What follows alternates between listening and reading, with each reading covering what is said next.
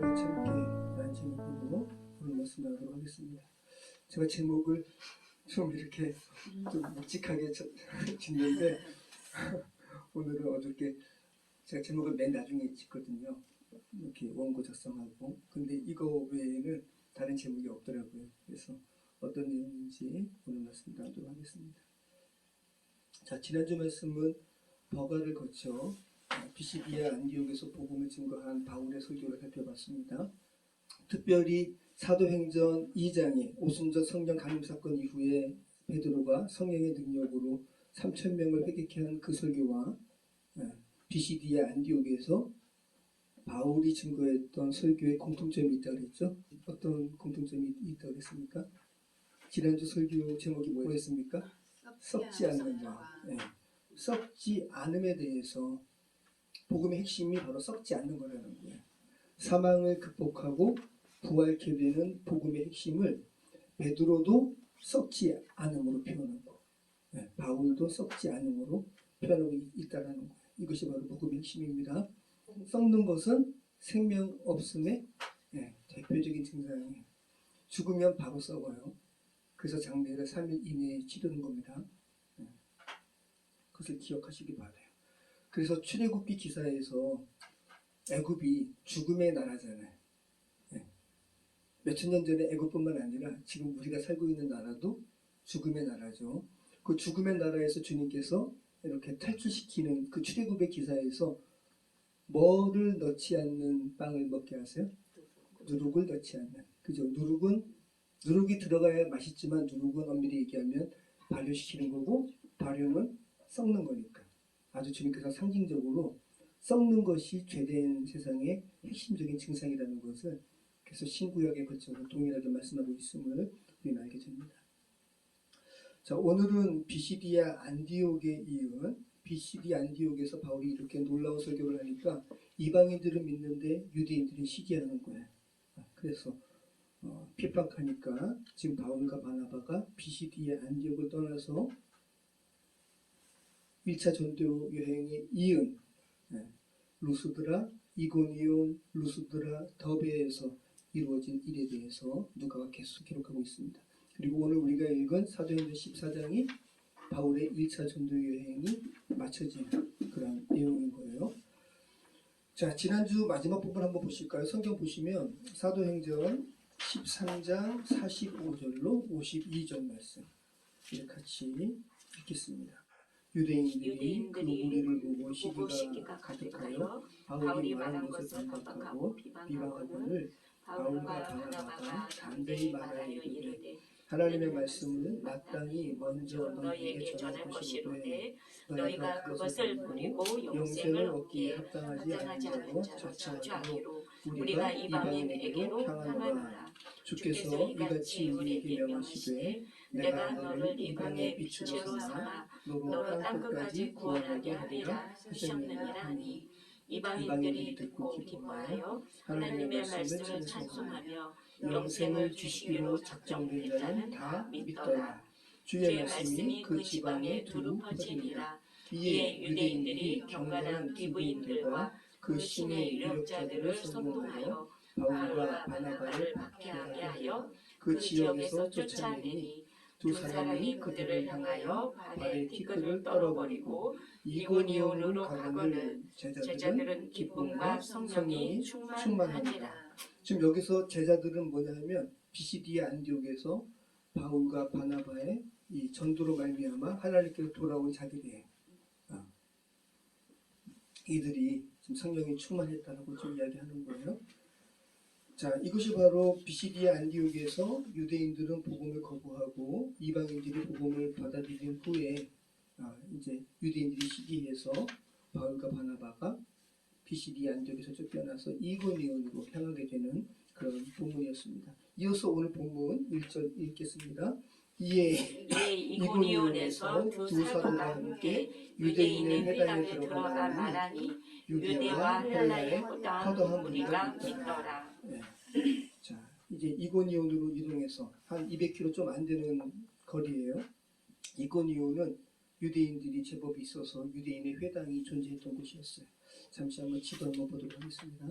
자, 여기가 수리아 안디옥입니다. 그리고 여기가 구브로 섬이 있죠. 네, 구브로 섬에 수리아 안디옥에서 구브로 섬에 제일 처음에 살라미스, 그죠? 도착했다가 횡단해가지고 파포스, 그죠? 그 다음에 버가로 갔지만 버가로 갔다고 사도행 13장에 나오지만 실질적으로는 아탈리아에 먼저 간 거예요. 여기가 항구거든요.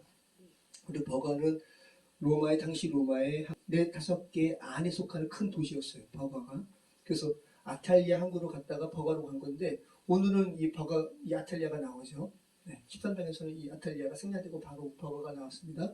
자, 버가에서 복음 전하고 비시디아 안디옥으로 비아 세바스테, 이 로마 군인들이 건설한 이 도로를 통해서 비시디아 안디옥으로 갔고요.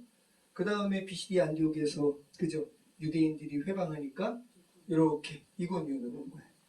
이게 한 180km, 150km 이렇게 거리가 됩니다. 그 다음에 오늘 말씀 읽었잖아요. 이고니온에서 루스드라, 그죠? 이거 30km 정도 된다 그래요. 가까운 거죠. 루스드라에서 이제 또 더베로. 그 다음에 다시 비시디아 안디옥에서부터 유대인들이 또 쫓아와가지고 회방하고 유대인들이 또 회방하니까 이제 다시 본인들이 복음을 전했던 루스드라, 이고니온, 비시디아 안디옥, 버가, 그 다음에 아탈리아 항구를 통해서 이번에는 구부로 통하지 않고 바로 배 타고 수리아 안디옥으로 가는 거예요. 이게 바울의 1차 전도 여행이에요. 이고니온은 현재 코냐라고 불리는 대도시예요. 코냐예요, 코냐. 요번에 소아시아 제가 요번에 선교여행 선교지 탐방 갔을 때 코냐를 갔습니다. 네. 근데 코냐는 지금 터키가 이슬람 국가잖아요. 그래서 오늘 나오는 이고니온, 코냐, 루스드라, 더베는 초기 기독교 유적이 없어요. 터키 국가에서 발굴을 안 했어요. 오늘 보면 루가오니아 방언이 나오잖아요. 네. 루가오니아 지역의 수도였다 그래요. 이고니온이. 그리고 가만 보면 여기는 지금 다 이렇게 타우로스 산맥 이렇게 큰 높은 곳이잖아요. 근데 이고니온도 물론 해발 1000m의 고지대입니다. 근데 옆을 보시죠. 평야죠. 그래서 이고니온에서 수확되는 밀로 터키 전 인구가 지금도 먹고 산다 그래요. 자, 오늘 말씀 보면 사도행전 14장 1절 말씀 보면 이고니온에서 두 사도 바울과 바나바가 함께 유대인 회당에 들어가서 복음을 전하니까 유대인과 헬라 사람들의 어떤 무리가 믿었다 그래요? 허다한 무리. 허다한 무리라는 것은 신약에서 3번밖에 등장하지 않아요. 네. 잠시 한번 볼까요? 어떤 구절이 나오는지. 마가복음 3장 7절. 자, 같이 읽겠습니다. 마가복음 3장 7절. 예수께서 제자들과 함께 바다로 물러가시니 갈릴리에서 큰 무리가 따르며. 네, 이것이 헬라 원어로 허다한 무리와 같은 거예요. 엄청난 사람들이 예수님을 따랐잖아요. 그 허다한 무리가 오늘 바울과 바나바가 복음 증거했을 때 이고니온에서 이렇게 많은 무리가 믿었다는 겁니다. 그리고 누가복음 23장 27절에 예수님의 십자가 관련해서 예수님을 따르던 많은 여성들이 있었잖아요. 그 여성들의 그 무리를 또 허다한 무리로 표현하고 있는 거예요. 자, 누가복음 23장 27절 같이 읽겠습니다. 또 백성과 및 그를 위하여 가슴을 치며 슬피 우는 여자의 큰 무리가 따라오는지라. 자, 시간을 초월해서 여러분도 지금 복음 안에서 예수님의 십자가형을 이렇게 안타까이 여기시는 여성분들이 있죠, 그죠? 여러분들도 지금 시간을 초월해서 이 여자들의 허다한 무리에 속하시는 거죠. 자, 아무튼 바울과 바나바의 복음 증거로 인해서 유대인과 이방인 가리지 않고 굉장히 많은 무리가 예수님을 구주로 영접했다라는 거 여러분 기억하시기 바랍니다. 우리 2절로 4절 말씀 같이 읽겠습니다. 그러나 순종하지 아니하는 유대인들이 이방인들의 마음을 선동하여 형제들에게 악감을 품게 하거늘 두 사도가 오래 있어 주를 힘입어 담대히 말하니 주께서 그들의 손으로 표적과 기사를 행하게 하여 주사 자기 은혜의 말씀을 증언하시니 그 시내의 그 시내의 무리가 무리가 나뉘어 나뉘어 유대인을 따르는 자도 있고 두 사도를 따르는 자도 있는지라. 지금 우리가 읽은 이 구절을 자세히 읽어보시면 굉장히 많은 내용이 이 안에 있어요. 이고니온에서도 BCD의 안디옥에서처럼 허다한 무리가 주께로 돌아오는 사람들이 있는가 반면 여전히 주의 복음으로 이렇게 많은 역사를 일으키는 바울과 바나바를 시기하는 유대인들이 있었습니다. 그래서 이 유대인들이 얼마나 악독하게 바울 일행의 복음을 방해하는지 세 가지로 이야기하고 있어요. 누가는 첫 번째는 복음을 방해하는 유대인들이 어떠한 사람이라고 표현해요? 순종하지 아니하는 자들. 네. 복음에 순종하지 아니하는 자들. 하나님의 뜻에 순종하지 아니하는 자들. 둘째는 이방인들을 어떻게 했다? 선동했다. 네. 선동했다. 두 번째죠. 세 번째는 뭐예요? 네, 그 결과로 이방인들이 복음에 반응하지 않는 것을 넘어서 바울과 바나바를 향해 유대인들처럼 악감정을 품게 했다. 네. 완전히 사단이 하는 일을 그대로 한 거죠. 네. 그래서 오늘 말씀 보면 바울이 그곳에서 오래 머무를 수밖에 없었다는 거예요. 우리는 지금 1차 전도 여행을 지금 한 3주에 걸쳐서 나누잖아요. 학자들은 한 2년 정도 걸렸다고 그래요. 네, 여기에서. 그러니까 이 얼마나 많은 기간 동안 복음을 증거했는지는 알 수는 없지만 오랜 시일이었어요. 자, 그리고 얼마나 이 유대인들이 악독했는지 여기에 주체가 주님이세요. 그죠? 두 사도가 인간적인 힘으로 유대인들의 회방을 이겨낼 수가 없었습니다.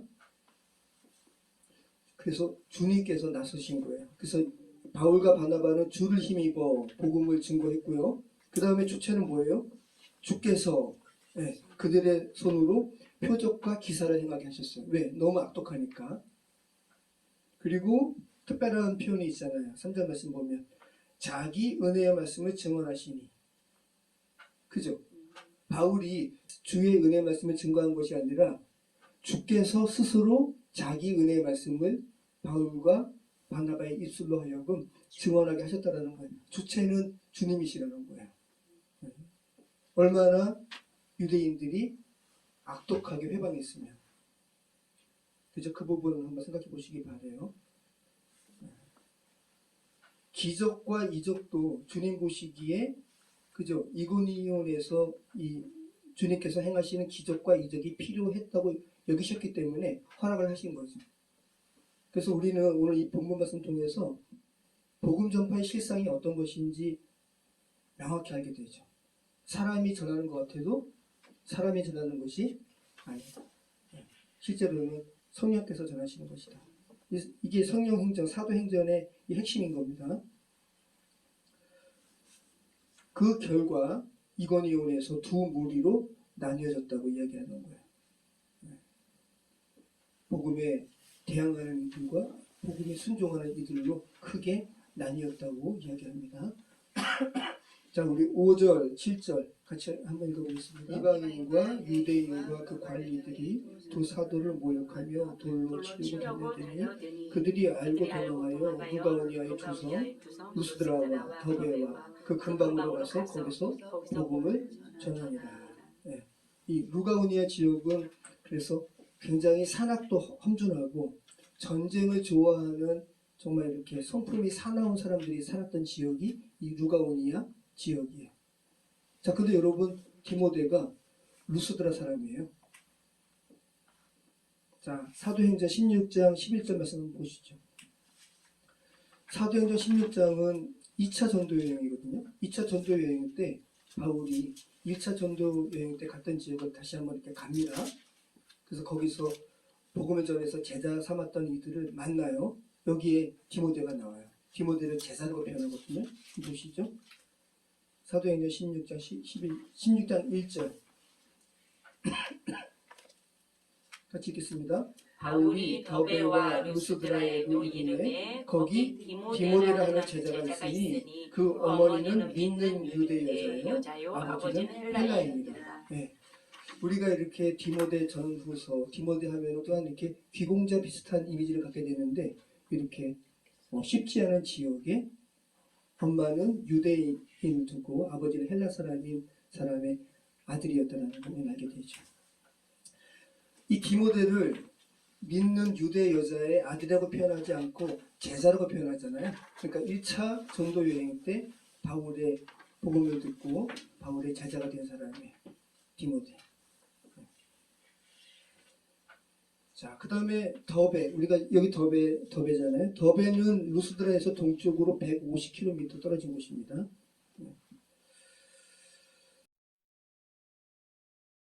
자, 그러면 지금 바울이 굉장히 번화했던, 우리가 지금 전도여행 나누면서 로마 제국의 아주 화려하고 번화한 도시에서 복음을 증거했던 바울도 살펴봤고, 이러한 동굴에서 기거하던 사람들에게도 복음을 증거했잖아요. 그러니까 바울의 복음을 전하는 이 확장성이 얇지 않았다는 거예요. 스펙트럼이 굉장히 넓었다는 거예요. 자, 우리 7절, 우리 10절까지 같이 한번 읽어보겠습니다. 거기서 복음을 전하니라. 루스드라에 발을 쓰지 못하는 한 사람이 앉아있는데 나면서 걷지 못하게 되어 걸어본 적이 없는 자라. 바울이 말하는 것을 듣거늘 바울이 주목하여 구원받을 만한 믿음이 그에게 있는 것을 보고 큰 소리로 이르되 내 발로 바로 일어서라니 그 사람이 일어나 걷는지라. 자, 루스드라는 유대인들이 별로 적어서 별로 없어서 회당이 없었어요. 그래서 지금 바울과 바나바가 길에서 복음 증거하는 거예요. 자, 그래서 바울과 바나바가 상황에 맞춰서 복음을 전하고 있음을 우리는 알게 됩니다. 어떤 부분에 고착화되지 않았다는 거예요. 자, 그런데 오늘 우리가 읽어봤는데 사도행전에 나오는 어떤 구절과 비슷하죠?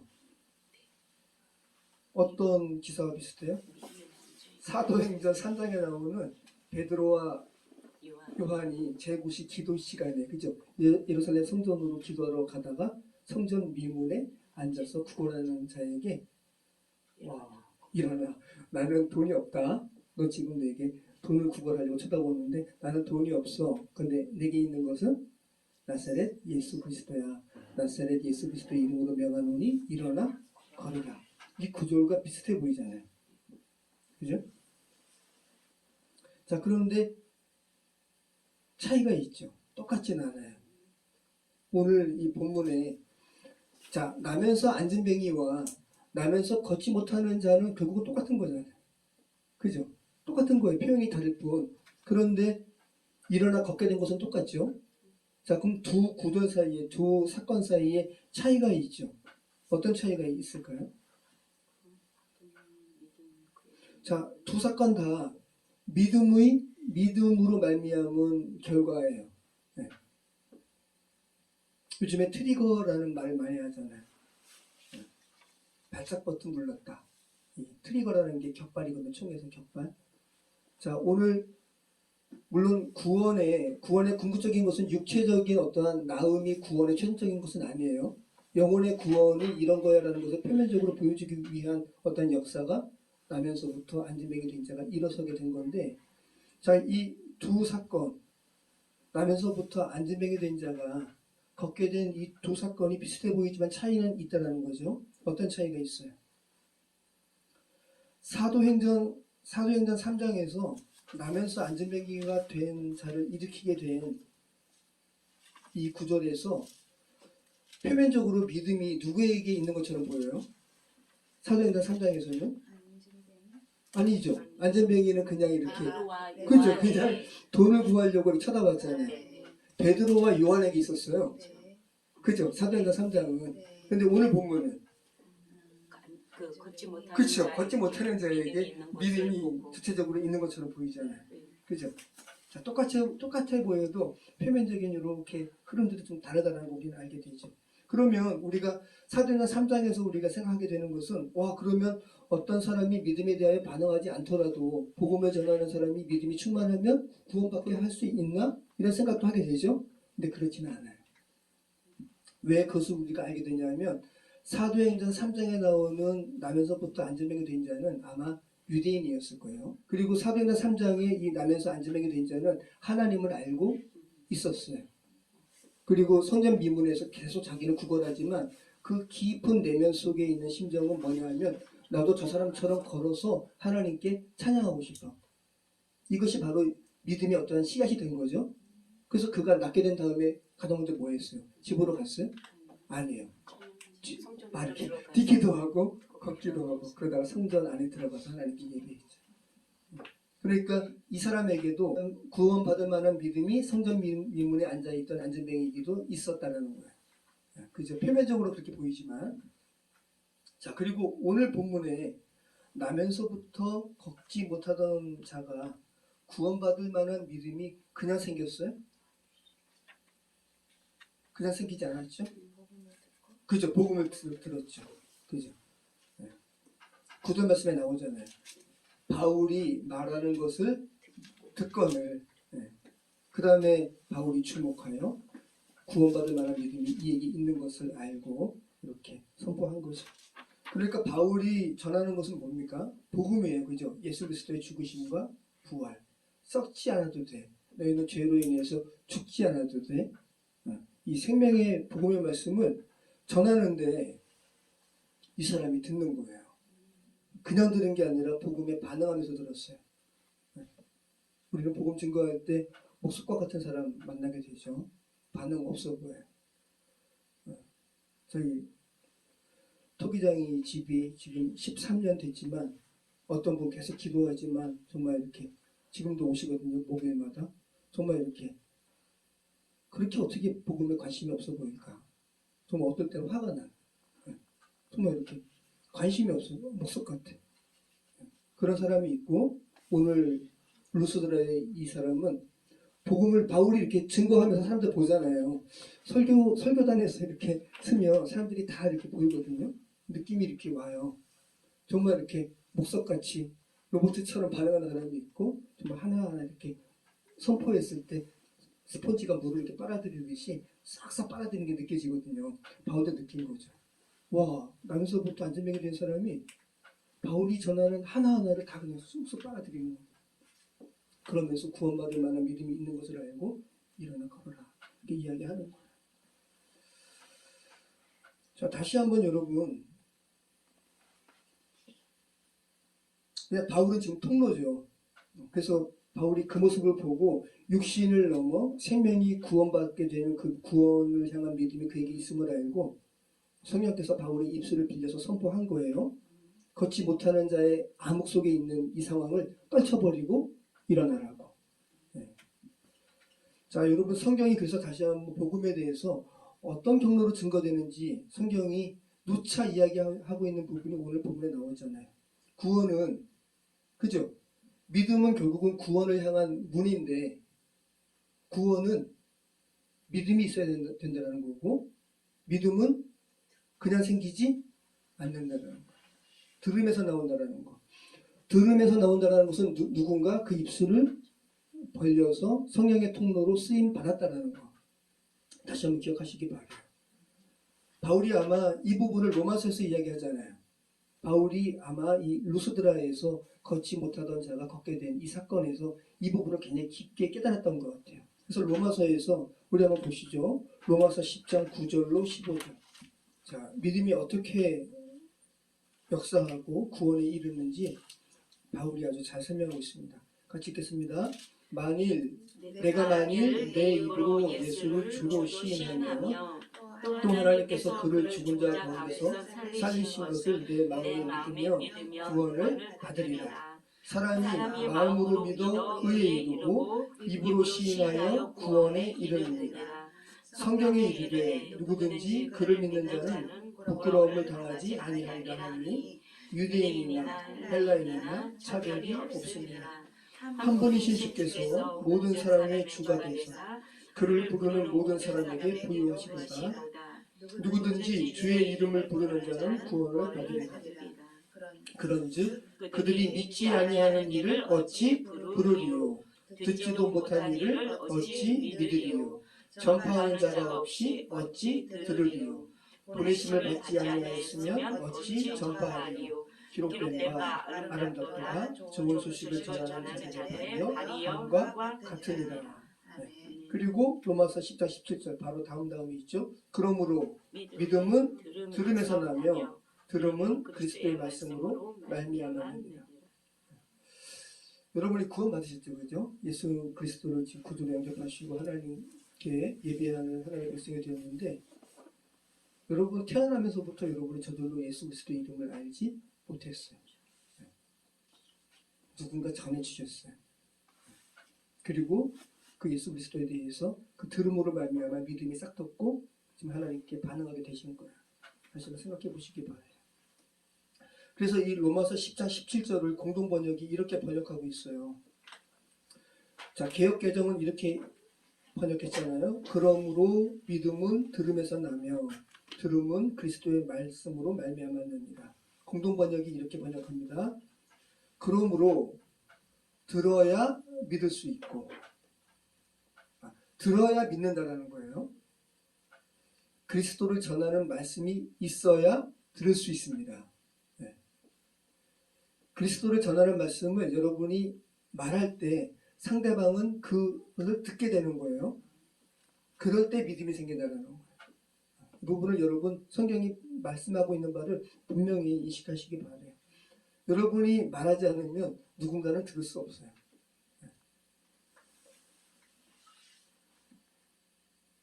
지금 저희가 공방에서 이렇게 막 10년 넘게 지금 이렇게 말씀을 나누지만 정말로 이렇게 예수님, 저희가 교회인 것도 다 아시거든요. 오래되신 분이니까. 그런데도 교회에 오세요, 또 예수님에 대해서 증거하려고 하면 정말로 이렇게 사나운 기운이 그 안에 이렇게 벽이 순간적으로 탁 쳐지는 게 느껴져요. 정말 사단이 얼마나 지독하게 막는지. 자, 아무튼 엄청난 일이 벌어졌습니다. 나면서부터 걷지 못하는 자가 일어나 걷게 되었으니까. 그러니까 이 주변에 있던 그 사람의 지인들이 다 이것을 본 거잖아요. 그러니까 너무 놀란 거죠. 와, 신들이 강림했다. 자, 한번 보시죠. 11절, 13절. 같이 읽어보겠습니다. 무리가 바울이 한 일을 보고 루가오니아 방언으로 소리질러 이르되 신들이 사람의 형상으로 우리 가운데 내려오셨다 하여 바나바는 제우스라 하고 바울은 그 중에 말하는 자이므로 헤르메스라 하더라. 시외에 제우스 신당의 제사장이 소와 화환들을 가지고 대문 앞에 와서 무리와 함께 제사하고자 하니. 네. 자, 이 개역 개정은 제우스 또 헤르메스, 이렇게 헤르메스는 제우스의 아들이고요. 올림푸스의 12신 중에 하나예요. 근데 연설의 신이라 그래요. 그러니까 아마 바나바가 외형적으로는 수염도 있고 좀 더 이렇게 연로했던 모양이에요. 그리고 지금 바나바와 바울 중에 주로 복음을 증거한 자가, 말하는 자가 누구예요? 바울이에요. 그러니까 아마 연설하는 자 헤르메스인가 보다, 이렇게 이야기한 거죠. 자, 잠깐 사진 한번 볼게요. 보시면 이번에 그리스 갔을 때 정말 그리스는 신들의 나라더라고요. 그게 느껴져요. 정말로 이렇게 좀 뭔가 좀 이렇게 오묘해요. 네. 여기 보시면 이게 제우스 신전이거든요. 엄청 커요. 이게 지금 폐허잖아요, 폐허. 근데 이게 원래 모습은 어떤 거냐면 이런 거예요. 지금 여기가 이렇게 이 기둥만 남은 거고 나머지를 지금 가상으로 지금 그린 건데, 그리고 이 돌기둥만 있겠어요? 실질적으로는 다 이렇게 칸막이도 되어 있고 채습도 되어 있고 엄청 큽니다. 그러니까 압도될 수밖에 없는 거예요.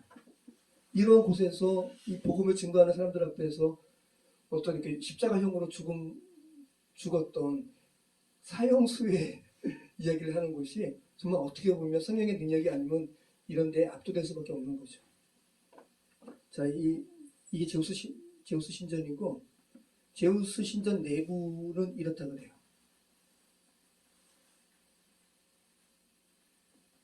이게 제우스 신전 내부 사제죠. 그래? 제우스 신전이? 실제 불가사의가 또 지난번에 얘기했던 아르테미스, 아데미 신전도 그래. 엄청 크고 정말 압도될 수밖에 없는 거죠. 야, 그러니까 이 루스드라 사람들이 바나바를 제우스 신인가 보다. 자, 헤르메스는 제우스의 아들이라고 그러죠. 예, 헤르메스 통상을 이렇게 이쁘게 만들었습니다.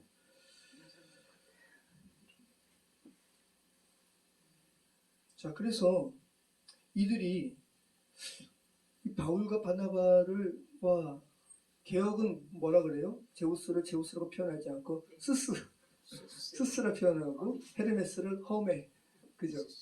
근데 이제 개혁 개정하면서 정확하게 제우스, 헤르메스 이렇게 번역을 제대로 했죠. 근데 이것이 당시에 루가오니아 지방 사람들의 어떠한 전설이 있었다 그래요. 왜 이들이 바울과 바나바 정말 이렇게 걷지 못하는 사람을 걷게 했잖아요. 이건 정말 신의 역사잖아요. 그러면서 와, 제우스와 헤르메스가 강림했구나라고 이렇게 이야기했던 이유가 뭐냐면 이들이 지방에 내려왔다는 전설이 있었어요. 그 전설이 뭐냐면 파파스와 맨이라는 신이 있었다 그래요. 파파스와 맨. 이 루가오니아 지방의 신이에요. 근데 이제 이때는 실화되었기 때문에 이 파파스를 제우스로, 맨을 헤르메스로 이들이 이야기한 건데, 파파스와 맨이라는 신이 인간의 세계에 내려왔다고 합니다. 이들의 전설은. 근데 내려왔는데 일부러 이제 사람들이 어떤 선함을 가지고 있는가 보려고 내려온 거죠. 그러면서 인간의 모습으로 내려와서 밤에 잠잘 곳을 이렇게 구하는데 사람들이 다 냉대하는 거예요. 방 없어 하면서. 그런데 빌레몬과 바키우스라는 이 착한 부부가 이 파파스와 맨이라는 신을 영접했다 그러고 아주 편하게 잠자리를 제공했다 그래요. 그러면서 파파스와 맨이 그 빌레몬과 바키우스 부부의 집을 제우스 신전으로 금집 집으로 이렇게 변화시키고, 네. 빌레몬과 바키우스를 제우스 신전의 제사장으로 삼았다라는 전설이 이 루가오니아 지방에 있었던 거예요. 그러면서 이 루가오니아 지방 사람들은 와, 이제 자기는 다시는 이렇게 신들이 내려오면 그들을 배척하는 잘못을 저지르지 않을 거야. 이런 인식이 있었다라는 거죠. 그러면서 바울과 바나바가 와, 걷지 못하는 자를 걷게 하는, 정말 이렇게 제우스와, 그들이 생각하기에 제우스와 헤르메스의 이 신적 일을 하니까 정말 그들이 내려왔나 보다 하면서, 그럼요, 소동이 벌어진 거예요. 루가오니아 방언으로 와, 제우스가 내려왔다, 헤르메스가 내려왔다 하면서 막 떠들면서 엄청난 소동이 벌어진 거예요. 이 제우스 신전을 관장했던 이 제사장이 소를 끌고 오고 화환을 씌워가지고 사람들에게 화환 씌워가지고 행차를 벌이려고, 그리고 여기에는 자세히 나오지 않지만 이 피리 부는 사람들도 대동하고, 완전히 때로 이 스스와 험의 제우스와 이 인간의 모습으로 내려온 제우스와 헤르메스를 영접하려고 사람들이 이렇게 오는 거예요. 이때까지 바울과 바나바는 몰랐어요. 이게 웬 소동이야? 근데 자기의 대문 앞까지 오니까 깨달은 거예요. 그러면서 뭐라 그래요? 유대식 표현을 하는 거예요. 자, 14절, 15절 말씀 같이 읽겠습니다. 두 사도 바나바와 바울이 듣고 옷을 찢고 무리 가운데 뛰어들어가서 소리질러 이르되, 여러분이여 어찌하여 이러한 일을 하느냐? 우리도 여러분과 같은 성정을 가진 사람이라. 여러분에게 보여주라는 것은 이런 헛된 일을 버리고 천지와 바다와 그 가운데 만물을 지으시고 살아계신 하나님께로 돌아오게 합니다. 자, 바울과 바나바는 이제 새롭게 태어난 사람이에요. 죄성 있는 사람이었으면 아마 헤롯처럼 시돈과 두로 사람 앞에서 연설했을 때 그 시돈과 두로 사람들이 헤롯 대왕에게 아첨하느라고 와, 이것은 사람의 소리요? 사람의 소리가 아니요? 신의 소리로다 할 때 그래서 취했잖아요. 그래서 충이 뭐고 죽었잖아요. 바울과 바나바도 만약에 새롭게 태어난 하나님의 사람이 아니라면 이거 취했을 수 있죠. 그리고 또 충이 뭐고 죽었을 수도 있어요. 그죠? 근데 지금 뭐라 그래요? 유대식 표현을 하는 거예요. 너무 참남한 행동을 자기에게 하니까 옷을 찢는 거예요. 야, 어찌하여 이런 일을 하느냐? 나도 여러분처럼 같은 성정을 가진 사람이다. 두로와 시돈의 그 헤롯을 추앙했던 사람 앞에서 교만해서 충이 먹어 죽은 헤롯과는 질적으로 다른 그런 행동을 반응을 바울과 바나바가 하는 거죠. 자, 그러면서 바울이 이야기하는 거죠. 정말로 일반 계시, 보편 계시, 하나님께서 우리에게 허락하신 일반 계시에 대해서 이야기해요. 예수 그리스도를 듣지 않은 사람이더라도 이 정직하게 정말 이 자연 만물을 보면 하나님의 살아계심에 대하여 부인하지 못하는 부분에 대해서 이야기해요. 자, 16절, 17절 같이 한번 읽어보겠습니다. 하나님이 지나간 세대에는 모든 민족으로 자기들의 길들을 가게 방임하셨으나 그러나 자기를 증언하지 아니하신 것이 아니니 곧 여러분에게 하늘로부터 비를 내리시며 결실기를 주시는 선한 일을 하사 음식과 기쁨으로 여러분의 마음에 만족하게 하셨느니라 하고. 네, 인간의 역사에 하나님께서 자연 마음을 사계절 돌아가면서 너희 먹게 하고 너희 삶의 기쁨으로 살게 하고 이거 다 하나님께서 살아계시다라는 일반 계시를 너에게 허락하신 거야. 그리고 바울이 이 부분을 로마서 1장 20절에서 이야기하죠. 자, 우리 찾아보세요. 로마서 1장 20절 읽겠습니다. 창세로부터 그의 보이지 아니하는 것들 곧 그의 영원하신 능력과 신성이 그가 만드신 만물에 분명히 보여 알려졌나니 그러므로 그들이 핑계하지 못할지니라. 네, 정직하게 세상의 자연 만물을 보면 정말 하나님이 계시구나 라는 것을 부인하지 못할 거라는 거. 인간의 그 알량한 인간이 얼마나 대단하다고 자기 창조주 하나님을 부인하고 없다 하고 이런 만월이 여기는 이런 악행을 저지르는 것이 참 주님 보시기에 한심하신 거죠. 자, 그래서 지금 바울이 이들은 유대인이 아니기 때문에 구약부터 계시된 예수님에 대한 이런 예언의 말씀을 전할 수 없었던 거예요. 그죠? 바울과 베드로는 유대인들에게는 구약을 다 이렇게 축약해서 이야기했어요.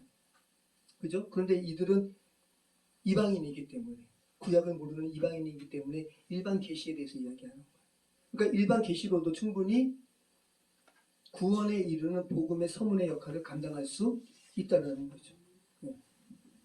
저희 그 작은 형님, 저희 작은 오빠가 그 얘기를 했다 그래요. 저희 장모님한테 엄마 나는 이렇게 밭에 꽃만 봐도 정말 이렇게 창조주가 계시는 게 느껴져.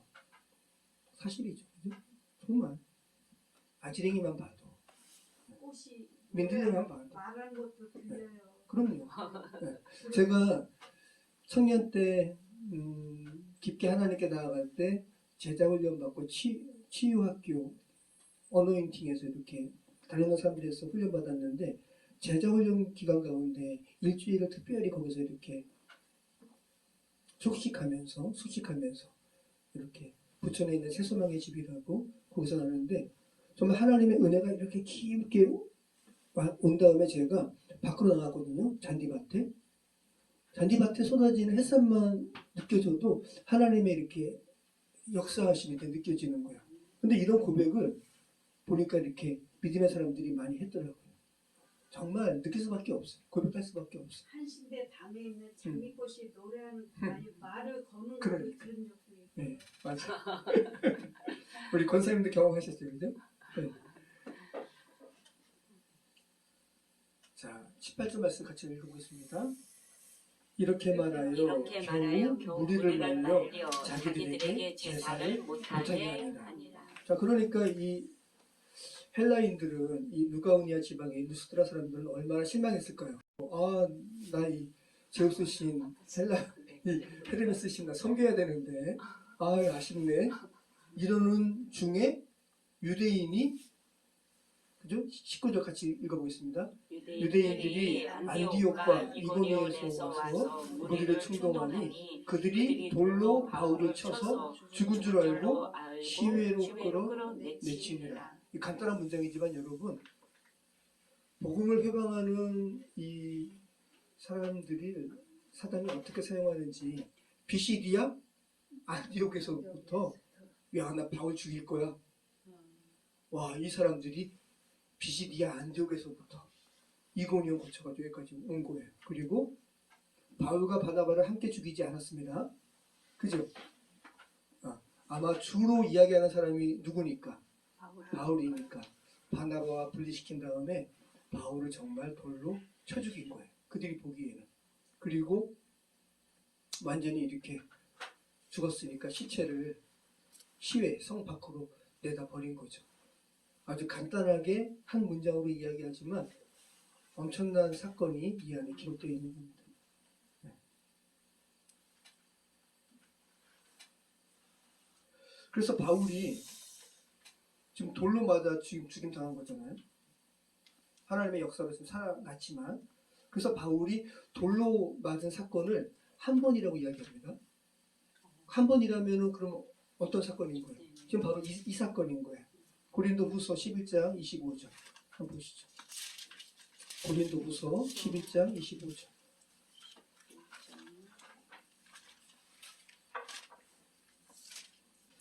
특별히 1차 전도여행 때 엄청난 고난을 받았던 거예요. 우리가 이렇게 짧게 읽지만, 그리고 평생의 복음 증거로 말미암아 바울은 너무 힘든 시간들을 보냈습니다.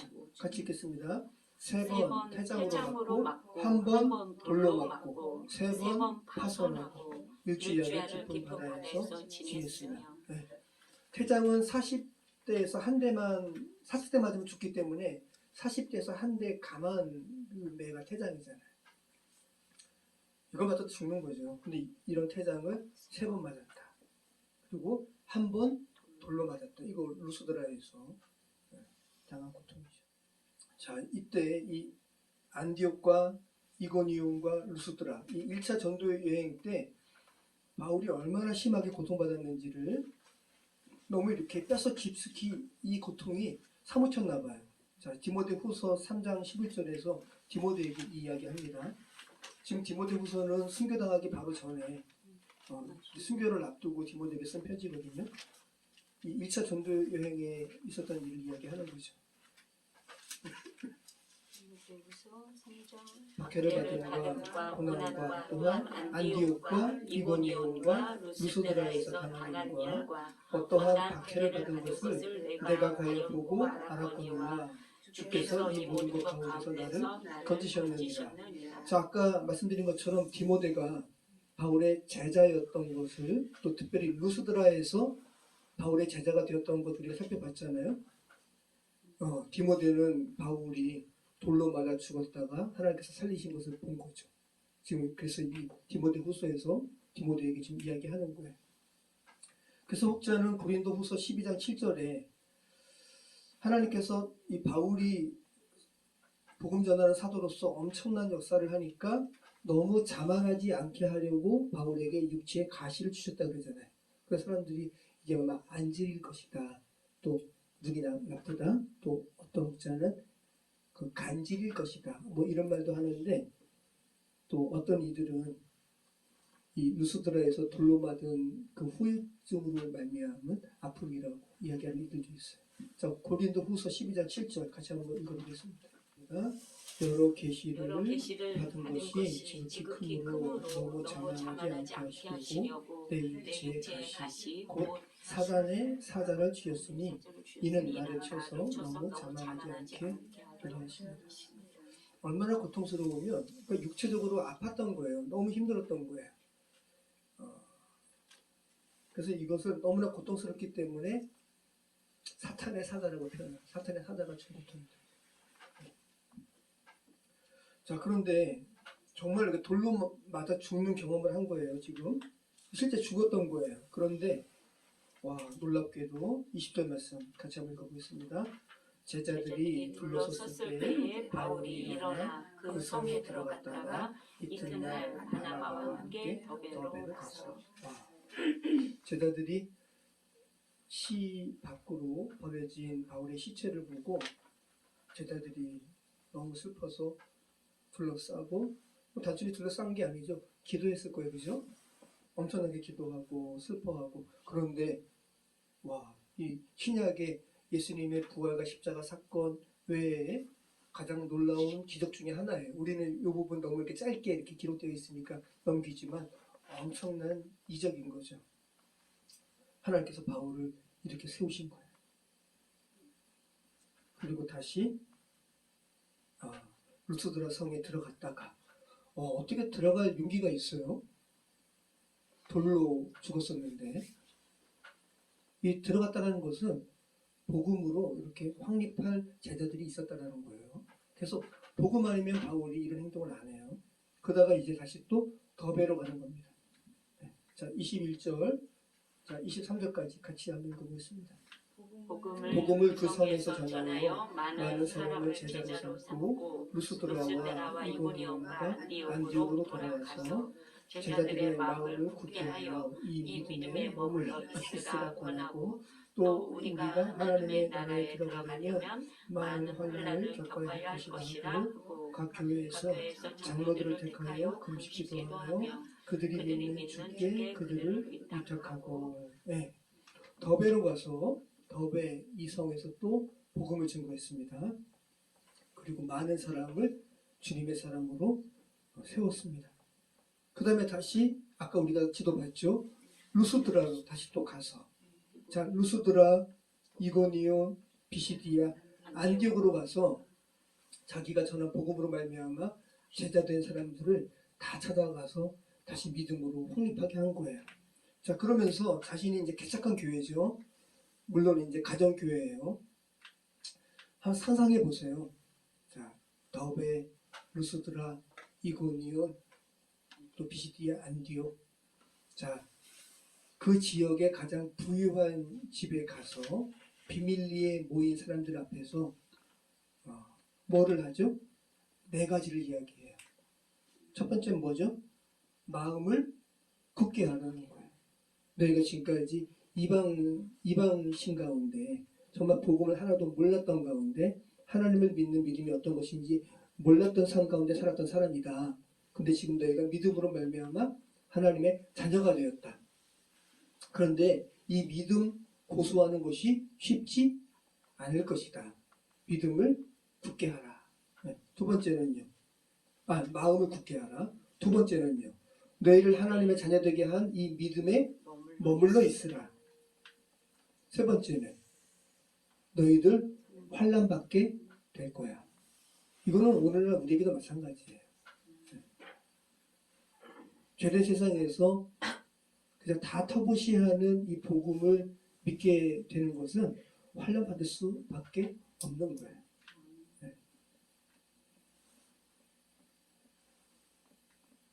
네 번째는요. 기도하고 주께 의탁하라. 이것이 바울이 1차 전도 여행에서 자신이 죽음으로 복음을 증거한 결실로 그 죽음으로 증거하게 된 그 결실인 신자들에게 자신의 제자들에게 부탁했던 거예요. 보냈던 겁니다. 자 여러분 더베에서 지금 안디옥으로 가죠. 더베에서 루스드라로 가죠. 이고니온 가죠. 안디옥으로 가죠. 다 바울에게 위험했던 곳이에요. 일반적인 생각을 가진 사람들이라면 가고 싶지 않은 곳이에요.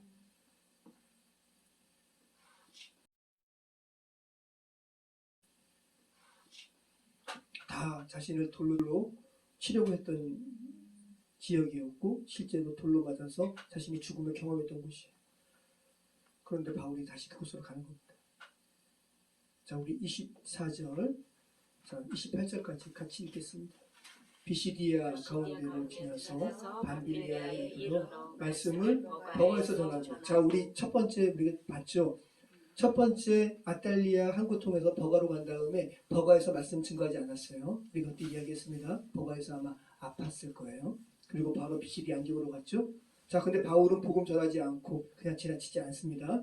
오늘은 증거합니다. 자 다시 한번 읽어보겠습니다. 말씀을 버가에서 전하고 아탈리아로 내려가서 거기서 배 타고 안디옥에 이르니 이곳은 두 사도가 이룬 그 일을 위하여 전에 하나님의 은혜에 부탁하던 곳이라. 기도하면서 파송했잖아요. 그들이 이르러 교회를 모아 하나님이 함께 행하신 모든 일과 이방인들에게 믿음의 문을 여신 것을 보고하고 제자들과 함께 오래 있습니다. 1차 전도 여행이 맞춰졌습니다. 2년여 이 안디옥 교회 신자들은 수리 안디옥입니다. 수리 안디옥 교회에서 그저 바울과 바나바를 파송했던 신자들은 바울과 바나바를 기다렸을 거예요. 그리고 중도에 마가가 먼저 와서 예루살렘으로 갔다는 소식도 들었을 거니까 이때는 뭐 핸드폰 있는 거 아니니까 그죠? 어떤 일이 있었을까? 바울과 바나바는 무사히 돌아올까? 그 돌아와서 바울과 바나바가 선교지에서 행하셨던 하나님의 놀라운 일들을 그죠? 구브로에서는 어떤 일이 있었습니까? 박수무당 엘도와 바예수가 서기오 바울에게 복음 증거하는 것을 방해하다가 눈이 멀게 된 사건, 그 비시디아 안드베에서의 사건, 그 수드라 사건, 사람들이 나보고 제우스와 헤르메스라고 해서 우리는 신으로 그렇게 여겼어. 그거 우리 얼마나 참남했는지 몰라. 우리 그거 극도로 그걸 이렇게 물리치느라고 얼마나 혼났는지 몰라. 이런 이야기하고 또 루스드라에서 안지메기가 일으키게 된 사건. 이 이야기 들었을 때 아마 수리아 안디옥 사람들은 와 바울이 이제 바울을 와 사도 베드로와 같은 그러한 지도자로 아마 인정하게 될 수밖에 없었을 거예요. 그리고 다시 그 지역에서 제자된 사람들은 내가 다시 경고히 세우고 장로를 삼고 그 지역에서 믿음이 성숙한 사람들은 또 장로 세워가지고 교회를 견고히 세웠던 일들까지도 바울이 이야기하는 거죠. 얼마나 그 수리아 안디옥 사람들이 교회 사람들이 얼마나 감격했을까요, 그죠? 자 그러면서 특별한 표현을 하잖아요. 바울이 1차 전도 지역에서 하나님이 함께 행하신 모든 일과 이방인들에게 복음이 증거되어서 그들이 구원받게 된 사건을 뭘로 표현하냐면 이방인들에게 뭐를 여셨다고요? 믿음의 문을 여신 것을 보고하고 믿음은 구원으로 가는 문이에요. 그죠? 그 문을 이방인에게 하나님께서 여셨다라고 표현하는 거죠. 믿음의 문. 오늘 제목을 제가 열려라 참깨라고 이렇게 여러분 우리 어린 시절에 진짜 알리바와 40인의 도둑 열려라 참깨 너무 정말 흥미롭게 봤잖아요. 알리바바 40인의 도둑 내용이 어떤 거예요? 가난하고 착한 알리바바가 우연히 강도들이 이렇게 금은보화를 훔쳐가지고 어떤 동굴에 이렇게 숨겨놓는 거예요. 그런데 주문을 외우는 거예요. 열려라 참깨 하면 동굴문이 열려가지고 거기다가 이렇게 보물을 숨겨놓고 그리고 알리바바가 그거를 보고 열려라 참깨 하니까 문이 열려가지고 보물을 이렇게 받게 되잖아요. 가져가게 되는데 그 다음에 이 이야기를 알리바바가 너무 착하니까 자기 형 카심에게 이야기하는 거예요. 근데 카심은 아주 그냥 정말 이렇게 놀부 같은 사람이에요.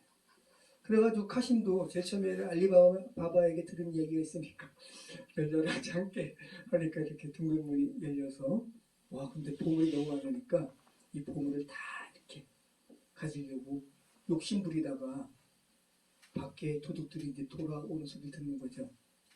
권사님 기억나시죠? 이야기.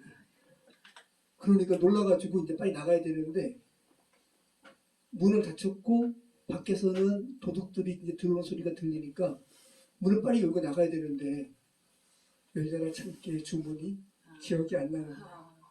그래가지고 열려라 쌀, 열려라 콩, 열려라 밀가루 이렇게 해도 문이 안 열려가지고 결국은 강도들이 들어와가지고 이 카심을 죽입니다. 기억나시죠? 하나하나 기억나시죠? 그리고 이제 일련의 여러 가지 일들이 있는 거죠.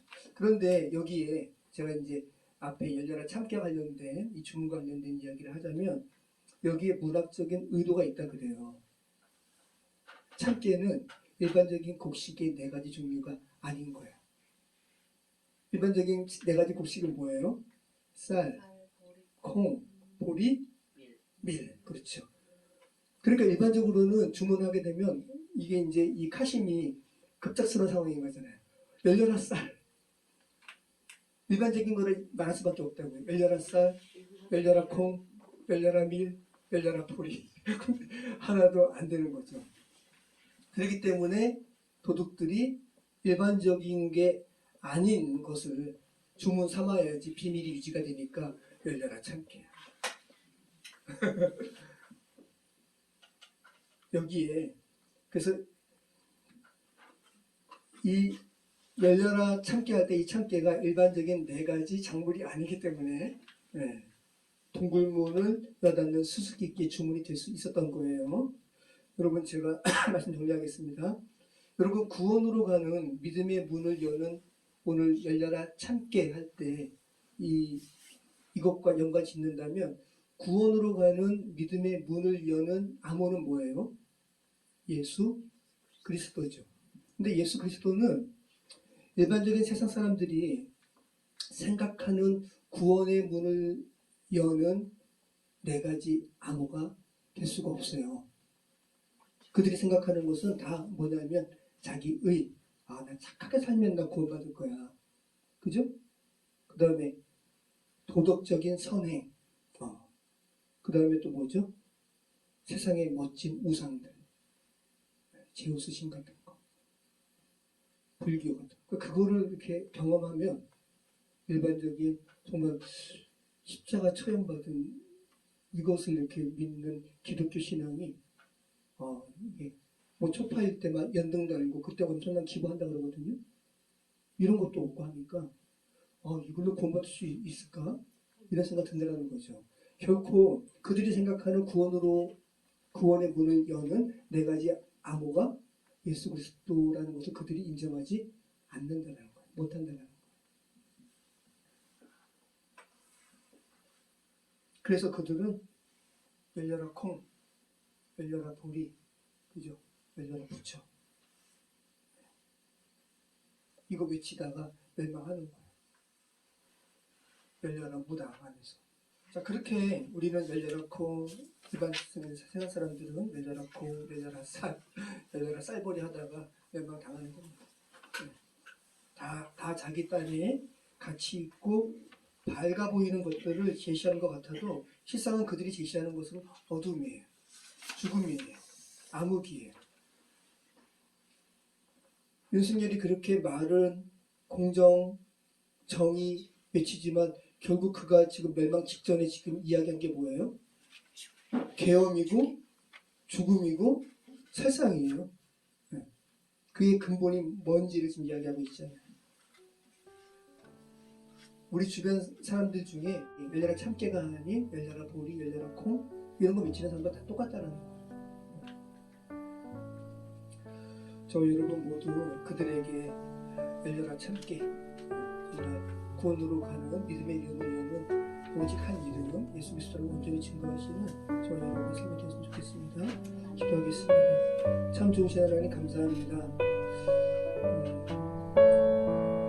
사도행전 13장, 14장 2장에 걸친 짧은 구절 가운데 얼마나 많은 바울과 바나바의 눈물과 회함과 또 잃어버린 영혼들을 주께로 돌아오게 하는 감격에 찬 기쁨이 이 안에 있는지 다시 한번